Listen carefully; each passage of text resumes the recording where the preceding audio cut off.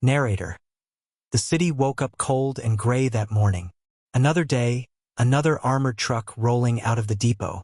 Inside sat Columbus. Young, quiet, staring out the window like the world owed him an answer.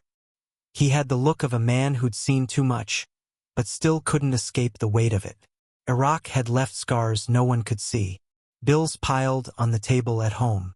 And his little brother depending on him for everything. The locker room buzzed with voices. Steel doors slammed, guns checked, vests zipped. One of the older guards laughed, slapping Columbus on the shoulder. "Relax, kid. It's just another run." Columbus forced a smile, but his eyes betrayed him. Later, on the ride out, the men spoke in low tones. Not about the job, not about routes or schedules. About something else. Something heavier. "You ever think about how much we move every day?" one of them asked. "Millions, and not a soul would miss it. Insurance covers everything." Columbus stayed quiet, but the words stuck. That night, in the empty lot behind the depot, the whispers grew louder. The crew gathered close, like conspirators in a war they hadn't declared. "It's simple," the leader said. "No one gets hurt. We stage a hijack. We split 42 million.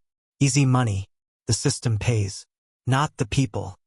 The men nodded, one by one, until only Columbus was left, standing in the shadows. "Don't tell me you're not tempted," another voice said. "Think about your brother. Think about the bills. You deserve a break." The silence cut deep. Columbus stared at the ground, fists clenched. And then, he whispered, almost to himself, "What if something goes wrong?" The leader leaned in, eyes burning through the dark. "Nothing will go wrong. Trust us." Narrator pauses. But Columbus didn't trust. Not yet. And as he walked away, he felt the first pull of a decision that would change everything. Narrator. The next morning, Columbus barely slept. The offer haunted him like a shadow. $42 million. Enough to erase every debt. Enough to buy a life back. He sat at the kitchen table, his brother eating cereal across from him. The kid was smiling, talking about school. Columbus only half heard him. In his mind, the numbers kept circling. 42 million. At the depot, the crew was already waiting. Their voices low, their eyes sharper than usual. The leader spread out a map on the hood of a truck. Tomorrow's run. Industrial route. Long stretches of empty road. No patrols. Perfect spot. Columbus watched them mark the circle. An abandoned overpass. A dead zone for radios. One of the men grinned. 6 minutes. That's all it takes. No alarms, no cops. Just us and the money. Columbus crossed his arms, his voice low. "And if someone sees?" The leader didn't hesitate. "No one will see."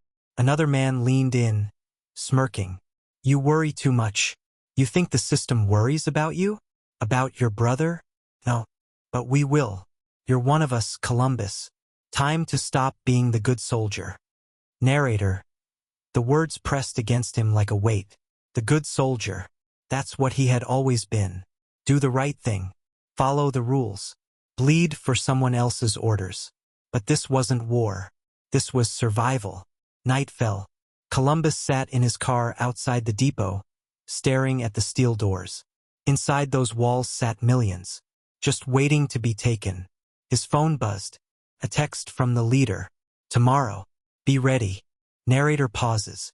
Columbus clenched the phone in his hand. His heartbeat thundered. Tomorrow his life would change forever. But he had no idea how wrong it would all go. Narrator.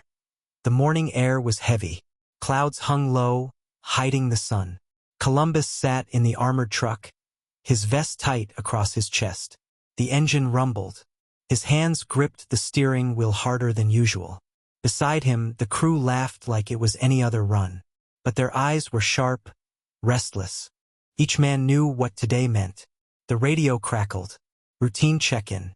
Columbus answered with a steady voice. No one on the other end suspected a thing. Miles of empty road stretched ahead.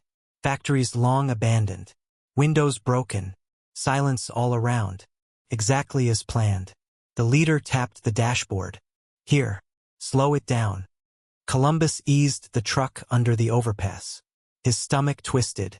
This was the point of no return. The second vehicle pulled in front, cutting them off. Another behind them, boxing them in. Perfect choreography. The hijack had begun. The men moved fast. Masks on. Bolts cut. Weapons drawn. Columbus sat frozen as the rear doors swung open and the dark vault of money stared back at them. 6 minutes. One of them hissed. Move! Bundles of cash hit duffel bags. Stacks vanished into the waiting vans. The plan unfolded smooth, precise, silent. And then, footsteps. Columbus turned his head. A man. Just a worker from the factory nearby. He froze, staring at the armed guards stuffing millions into bags. The witness. Time stopped. The man's mouth opened, ready to shout. The leader's gun snapped up, aimed at the stranger. No witnesses. Columbus's heart exploded in his chest. Wait, don't. He shouted, but his voice cracked in the chaos. The worker's eyes widened. He turned to run, and the first shot echoed under the overpass. Narrator. The perfect plan had just been broken. Narrator. The gunshot tore through the silence. The worker's body collapsed on the cracked concrete. Blood spread fast. Too fast. Columbus froze. His ears rang. His chest heaved. This wasn't the plan. No one was supposed to get hurt. The leader barked orders. Keep loading. We don't stop now.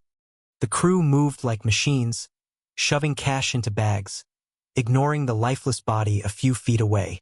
But Columbus couldn't look away. The man's eyes were still open, staring at nothing. He whispered under his breath, "What have we done?" One of the older guards snapped at him. "Snap out of it, kid. You're in this now. No turning back." Narrator. Columbus's hands shook as he grabbed a bundle of cash, stuffing it into a duffel. His mind screamed. Every fiber of him wanted to drop it, to run, to scream for help. But the walls of loyalty closed in. Minutes stretched like hours. The last bags were loaded. Engines roared. The armored truck stood hollow, gutted, like a corpse. The leader climbed into the van, his voice cold. "Forget the witness. He was nothing. We walk away rich. End of story." Columbus clenched his jaw. He wanted to believe it, but deep inside he knew it wasn't over. The siren in the distance proved him right. Someone had called it in. The crew cursed, shouting over each other. "Move! Move! Cops are coming!" Vans peeled out, tires screaming. Columbus sat behind the wheel, his hands trembling on the ignition. Narrator lowers voice. He knew this wasn't the end. This was the beginning. And somewhere deep inside, he realized. The real blood hadn't even been spilled yet. Narrator. The sirens grew louder, chasing down the empty industrial road. Columbus gripped the wheel, sweat dripping down his back. The vans ahead swerved hard, speeding toward the city limits. Behind them, 2 black and whites closing in fast. The leader leaned out of the van's side door, rifle in hand. "Hold them off," he yelled. Gunfire erupted. Windows shattered. Bullets sparked off steel. The police lights flashed red and blue, painting chaos across the asphalt. Columbus's ears pounded with each shot. His training screamed at him to keep control, to stay calm under fire. But this wasn't war. This was a robbery. His war had followed him home. One of the guards laughed, spraying rounds across the road. "Come on, baby. You want it. Come take it." A police cruiser jerked sideways, tires blown, spinning into the ditch. The second car stayed on their tail, siren wailing like a scream. The leader shouted over the chaos. "Lose them, Columbus. Drive." Narrator. Columbus slammed the gas, engine roaring, but the cruiser stuck to them like glue. In the rear view, he caught the cop's eyes, determined, locked in. Then came the second burst of fire. A windshield shattered. The officer inside jerked forward. The cruiser veered, metal grinding against the guardrail before flipping into the trees. Silence. Just the roar of their engines. The crew cheered, slapping each other, wild with adrenaline. But Columbus's stomach turned. 2 men dead already. A civilian. A cop. The body count was climbing, and the night was far from over. The leader grinned, his voice dark and steady. That's how you do it. No one stops us. Not today. Narrator lowers tone. Columbus kept his eyes on the road, but his mind was somewhere else. He wasn't sure who scared him more, the cops behind them, or the men sitting beside him. And then the radio crackled with a voice he didn't expect. Armored Unit 7, this is dispatch. Report your status. Narrator pauses. They hadn't cut the comms. Someone was listening. Someone knew. Narrator. The vans cut through back roads, engines howling. Sirens faded in the distance, but the crew wasn't celebrating anymore. Not after the radio call. Someone knew. Someone was tracking them. They pulled into an old warehouse on the edge of town. Rusted beams. Broken windows. A place that smelled of oil and dust. The perfect hideout for men who no longer had a way back. Bags of cash hit the concrete floor with a heavy thud. Millions of dollars. More money than Columbus had ever seen. But it didn't feel like victory. Not anymore. The leader paced, voice sharp, eyes cutting through the crew. We stay low. We wait. No calls, no noise. By morning, it's ours. One of the men lit a cigarette, his hands still shaking. 2 bodies, boss. That's heat we can't hide from. They'll tear the city apart looking for us. The leader snapped. Shut it. Nobody talks about bodies. Nobody. We did what had to be done. Narrator. Columbus sat in the corner, silent, his eyes on the bags. His brother's face flashed in his mind. The kid at the breakfast table. Smiling. Innocent. If he knew what Columbus had done today. Another guard stepped closer, lowering his voice. You're not okay, are you? I can see it. You didn't sign up for blood. Columbus swallowed hard. His voice cracked. This wasn't the plan. It was never supposed to be this. The guard gave a cold smile. Plans don't matter. Money does. And you better figure that out fast. Otherwise, you're the weak link. Narrator. The words hit like a blade.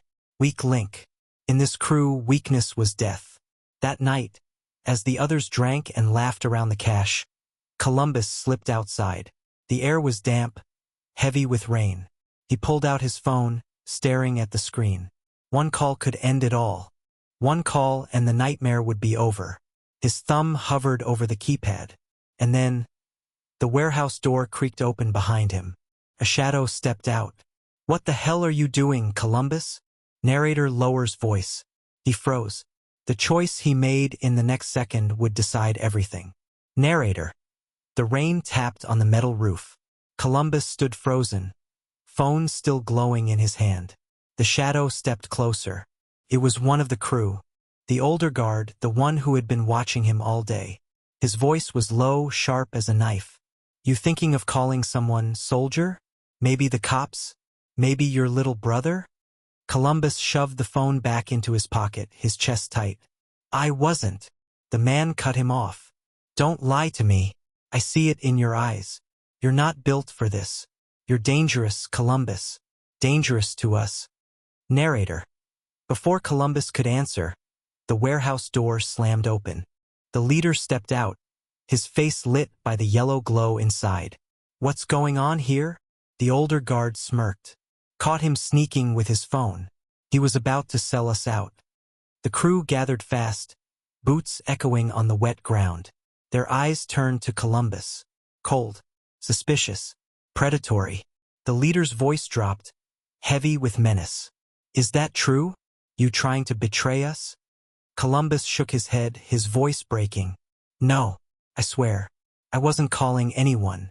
I just needed. Needed what? The leader snapped. A way out? You think you can walk away from this? You think we'll let you? Narrator. The circle closed in.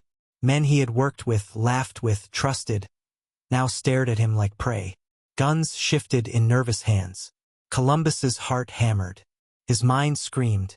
He wanted to shout the truth, that this had gone too far, that murder had poisoned everything. But he knew the words would only dig his grave deeper. Then one of them growled, "Let's end it. Right here. He's the weak link. Cut him loose before he cuts us." The leader raised his hand to silence them. His eyes locked on Columbus.